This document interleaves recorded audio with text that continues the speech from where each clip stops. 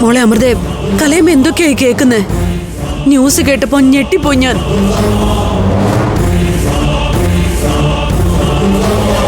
എന്നാലും ഇത് എങ്ങനെ സംഭവിച്ചു? അതന്നെ ഞാനും ആലോചിക്കുന്നത്. ആരോ ഞങ്ങളെ മനഃപൂർവ്വം ചതിച്ചിട്ടുണ്ട്. മോനെ, നീ വിരുന്ന് വന്ന ദിവസം തന്നെ ഇങ്ങനെ സംഭവിച്ചല്ലോടാ. സംഭവിപ്പിച്ചതാ. ചുറ്റിലും ശത്രുക്കളല്ലേ, നിങ്ങളൊക്കെ ഉൾപ്പെടെ. എന്തിനാ എന്നെ ഇങ്ങനെ കുറ്റപ്പെടുത്തുന്നേ? ഞാൻ എന്ത് ചെയ്തിട്ടാ? ഒന്നും ചെയ്തില്ല എന്ന് നിങ്ങൾ പറയരുത്. നിങ്ങളെ ഇനി ഞാൻ ഒരിക്കലും വിശ്വസിക്കില്ല. എന്നെ കൊണ്ട് വക്കാലത്താണെന്നും പറഞ്ഞ് കള്ള പ്രമാണത്തിൽ ഒപ്പിടിച്ചതാ നിങ്ങള്. എന്റെ അനിയത്തിമാരെ തട്ടിക്കൊണ്ടുപോയി വിലപേശിയതാ നിങ്ങള്.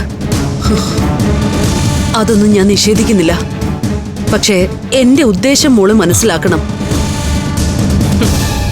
ഒക്കെ നിനക്ക് വേണ്ടിയായിരുന്നു, നിന്റെ നന്മയ്ക്ക് വേണ്ടി. ദാ എന്റെ അനിയൻ, ഇവന് ഇപ്പോഴും നിന്നെ ജീവനാ. ഇവന് നിന്നെ കല്യാണം കഴിക്കാൻ വേണ്ടിയാ ഞാൻ ഈ വളഞ്ഞ വഴികളൊക്കെ കാണിച്ചത്.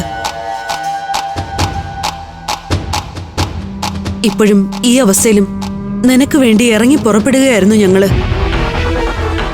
ചേച്ചി, നമ്മുടെ ആത്മാർത്ഥത പറഞ്ഞറിയിക്കേണ്ടതല്ല, പ്രവൃത്തി കൊണ്ട് മനസ്സിലായിക്കോട്ടെ. അച്ഛനും ആശുപത്രിയില്ല കലയമ്മേ. മോള് സമാധാനപ്പെട്, ഒന്നും സംഭവിക്കില്ല. ഹോസ്പിറ്റലിൽ ചെന്ന് വേണ്ട ഏർപ്പാടുകളൊക്കെ മഹേന്ദ്രൻ ചെയ്തോളും.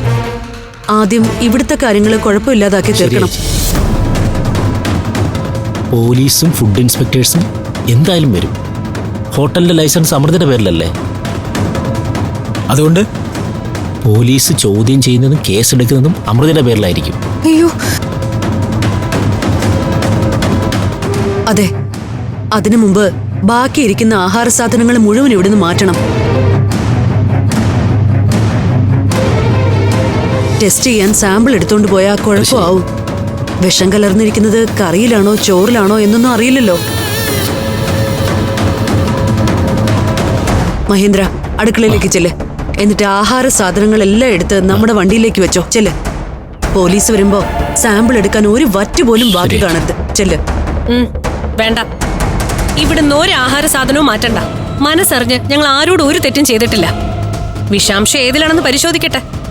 എന്റെ നിരപരാധിത്വം തെളിയിക്കാൻ എനിക്കറിയാം. മോളെ, നീ കരുതുന്നത് പോലെ നിസ്സാര കാര്യമൊന്നും അല്ല ഇത്. 10-12 പേര് ആശുപത്രിയിലാ. ആർക്കെങ്കിലും എന്തെങ്കിലും സംഭവിച്ചു പോയാ കൊലക്കുറ്റത്തിന് കേസെടുക്കും. അയ്യോ. മഹേന്ദ്ര, നോക്കി നിൽക്കാതെ ചെല്ല്. മഹേന്ദ്രൻ അകത്തോട്ട് കയറണ്ട. അമൃതേശി പറയും പോലെ പോലീസ് വരട്ടെ, പരിശോധിക്കട്ടെ. എന്തായാലും ഞങ്ങക്ക് സത്യം വരണം. ആദർശേട്ടാ, ഇത് കുഴപ്പമാവില്ലേ? കൊലക്കുറ്റം എന്നൊക്കെ പറയുമ്പോ എനിക്കത് പേടിയാവുക. എന്ത് കുറ്റമായാലും അത് ഞാൻ സഹിച്ചോളാം. ചെയ്യാത്ത തെറ്റിന് ആദ്യമായിട്ടൊന്നും അല്ലല്ലോ ഞാൻ പോലീസ് സ്റ്റേഷനിൽ കയറുന്നത്.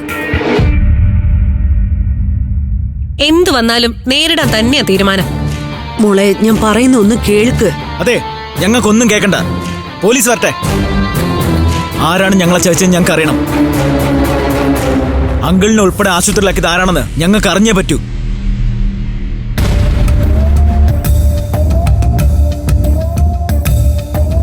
ഞങ്ങൾക്കിതുവരെ രോഗികളായവരുടെ പരാതി കിട്ടിയിട്ടില്ല. പക്ഷേ സംഭവം ഇത്രയും വലിയ വാർത്തയായ സ്ഥിതിക്ക് വന്ന് അന്വേഷിക്കാതിരിക്കാൻ പറ്റില്ലല്ലോ. സംഗതി സത്യമാണ്, ഫുഡ് പോയ്സൺ തന്നെയാണ്. ഇവിടെ വന്ന എല്ലാ രോഗികളും പറയുന്നത് അവർ പഞ്ചരത്നത്തിൽ നിന്നും ഭക്ഷണം കഴിച്ചു എന്നാണ്. സോ സംഭവം ഉണ്ടായത് അവിടെ നിന്ന് തന്നെയായിരിക്കും. അപ്പോ ഞങ്ങൾക്ക് നടപടിയുമായി മുന്നോട്ട് പോകാം. അതായത് പഞ്ചരത്നം എന്ന പേര് ഇതിലുണ്ട്. ഉണ്ട്. അത്രയും അറിഞ്ഞാൽ മതി. ഡോക്ടറെ പോലുള്ള ഒരാളുടെ അഭിപ്രായം കേൾക്കാതെ ഞങ്ങൾ പഞ്ചരത്നത്തിലേക്ക് ചെന്നാൽ അത് പിന്നെ വേറൊരു പ്രശ്നമാവും. ഇപ്പൊ ഞങ്ങൾ ഓക്കെയാണ്, ബാക്കി ഞങ്ങളേറ്റു. പോലീസ് മാത്രമല്ല ഇതിന് വേണ്ടത്. അറിയാം, അറിയിക്കേണ്ടവരെയൊക്കെ അറിയിക്കേണ്ടവർ അറിയിച്ചിട്ടുണ്ട്. Thank you doctor. ഞാൻ പിന്നീട് വരാം. എല്ലാവരുടെയും മൊഴിയെടുക്കണം, കേസ് ചാർജ് ചെയ്യണം. ഡോക്ടറുടെ മൊഴിയും വേണ്ടിവരും. തീർച്ചയായും. ശരി. ആ, ശരി.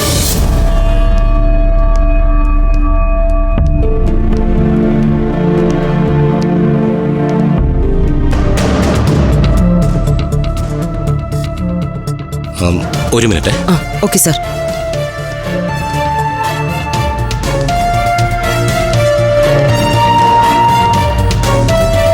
നീ ആ പഞ്ചരത്നത്തിലെ പെൺകുട്ടിയല്ലേ? അതെ. എന്താണ് സംഭവം? ഹോട്ടലിൽ വരുന്നവർക്ക് ഇപ്പോൾ വിഷമാണോ കലക്കി കൊടുക്കുന്നത്? ഞങ്ങളൊന്നും കലക്കി കൊടുത്തിട്ടില്ല. പിന്നെങ്ങനെ ആളുകളൊക്കെ ഹോസ്പിറ്റലിലായത്?